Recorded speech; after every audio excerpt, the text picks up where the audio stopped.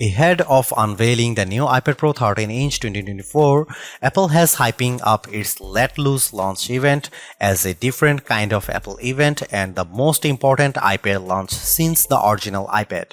And now that the dust has settled, it seems that the hype was largely justified. The iPad Pro 13-inch along with 11-inch model that was also announced is an incredibly accomplished and versatile device that, as the marketing spiel that accompanies it makes clear, features plenty of firsts and best. It's the first time an Apple M-Class chip has debuted in an iPad rather than a Mac. It's the thinnest ever Apple device and it has the best screen you can get on a tablet. The iPad Pro 13-inch is clearly a product made by a market leader at the top of its game. It's a stunning bit of kit that's packed with cutting-edge tech and is a shoe-in for the best tablet you can buy in 2024 for its specs alone. But this also means somewhat counterintuitively that this is not a tablet for everyone.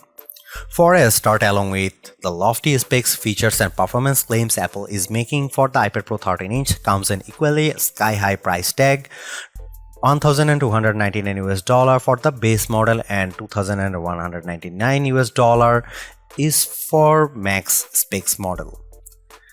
That price immediately puts it out of the reach of many people, and this is clearly not a tablet that's designed for just browsing the web and watching videos on the couch.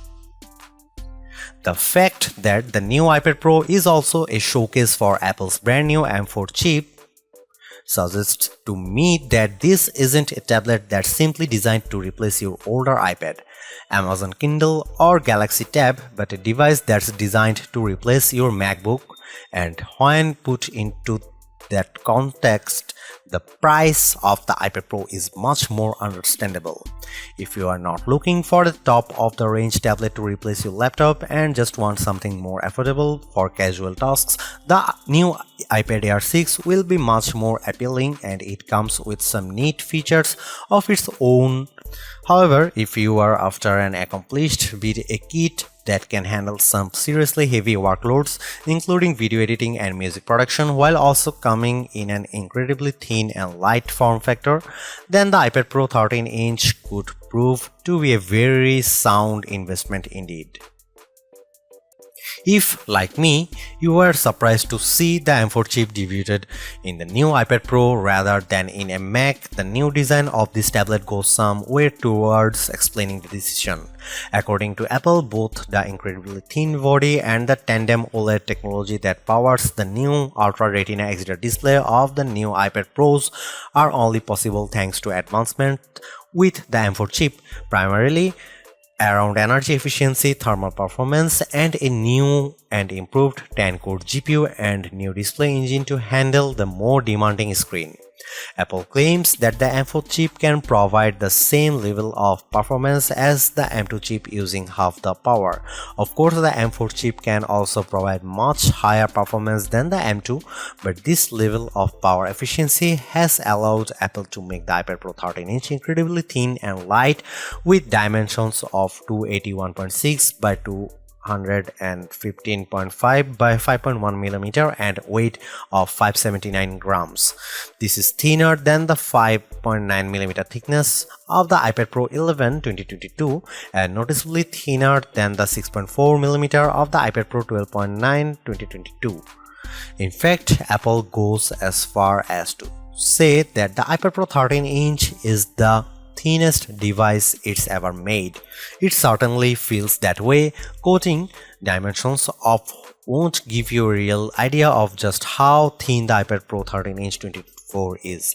You need to see it and feel it for yourself. Despite having a larger display than the previous model, the 13-inch iPad Pro is easily portable, especially if you are used to carrying around a 13-inch laptop.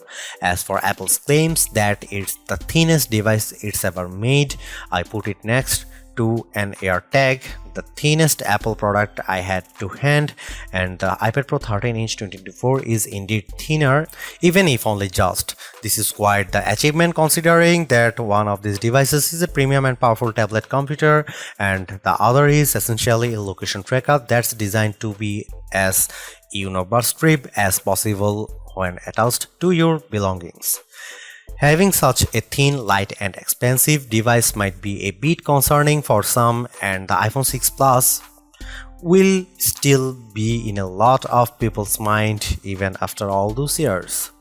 The good news is that despite its incredibly slim design, the iPad Pro 13-inch 2024 feels impressively robust, and while you won't want to go throwing it around as you might a cheap and cheerful Android tablet that costs a fifth of the price, you won't feel like you are handling a delicate artifact that could shatter at any moment. As you might expect, a range of covers and protective cases are available for the iPad Pro 13-inch from Apple itself and third parties like Logitech.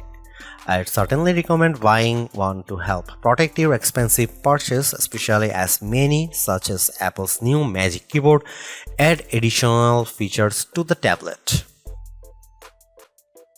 The body of the iPad Pro 13-inch 2024 is made with 100% recycled aluminum, and not only is this good for the environment, but it helps give the iPad Pro a solid and dependable feel without being too heavy.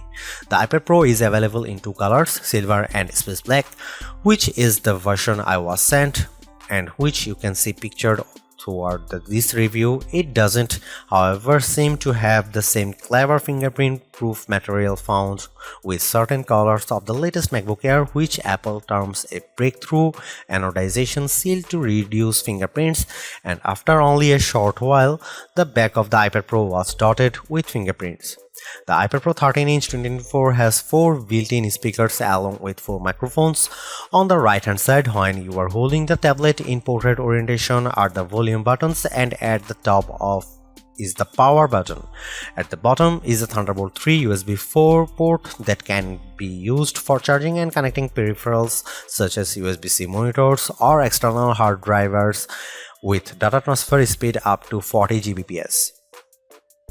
I still believe that the move from Apple's proprietary Lightning port to the much more widely used USB-C for its product including iPads and iPhones is the right consumer-friendly move that allows you easily connect different chargers and peripherals. It should be noted that in Europe the iPad Pro does not come with a charger, just the cable. That reduces packaging and also e-waste, as there is good chance that people will already have a USB-C charger lying around. The cable Apple provides is only USB 2.0, however, which means you won't get anywhere near the maximum data transfer rates the iPad Pro's USB-C port is capable of. This feels like a bit of a mean decision on Apple's part, especially considering how expensive the iPad Pro 13-inch is. A magnetic smart connector runs along the right-hand side of the iPad Pro 13-inch, and this is used to connect and charge compatible accessories like the new Apple Pencil Pro and Magic Keyboard. The use of this new smart connector, however, means the older Apple Pencil does not work with this iPad Pro. When it comes to the cameras, there is both good and bad news. The good news is that 12-megapixel ultra-wide front camera has been moved to the right hand side, which means that when you use the iPad Pro in landscape orientation, the camera is at the top of the screen. This makes video calls much more comfortable and intuitive, and logging in via Face ID also feels easier. This is a design upgrade that many iPad Pro owners had been asking for, and it is very welcome. What is less good news, however, is that on the rear cameras, 12-megapixel f1.8 rear camera that can film up to 4K at 60 fps with a LiDAR sensor to assist with autofocus and an adaptive True Tone Flash, which Apple claims improves document scanning by using AI to detect when you are taking shots of a paper document and removing shadows from images by taking multiple shots. Meanwhile, the LiDAR camera is also used for 3D and spatial awareness, allowing the iPad Pro to scan rooms and identify objects, and allows for augmented reality apps to cleverly overlay virtual objects in the real world when you are looking at the iPad Pro's screen. Why isn't this great news? Well, you might notice that the new iPad Pro actually comes with one less rear camera. That's right, the iPad Pro 13-inch 2024 and the 11-inch model don't have the ultra-wide camera found on previous models. While Apple hasn't commented on why it decided to drop this camera, it could be due to Apple's desire to slim down this model or even to stop the price tag being too high. Regardless of Apple's reasons, some users will likely be disappointed by this move. Apple, however, suggests that thanks to the combination of the 12-megapixel camera, the LiDAR sensor, and the M4's image processing prowess, you will still be able to take wide-angle shots that look good. Although, while I am not a professional photographer, I imagine the results won't be able to quite match a dedicated ultra-wide-angle lens. The iPad Pro 13-inch 2024 is the best tablet Apple has ever made, and the company has clearly thrown everything at it. You get an amazing OLED screen, a powerful M4 chip, and a ridiculously thin and light design, and if money is no object, this is an incredible bit of kit. However, for the vast majority of us, money is an object, and a very important one, and it's hard to justify the huge price tag unless you are going to be using this as a laptop or desktop replacement for serious creative workloads. If you just want a tablet for relaxing on the couch and scrolling the web, this isn't for you. Check out the new iPad Air 2024 instead.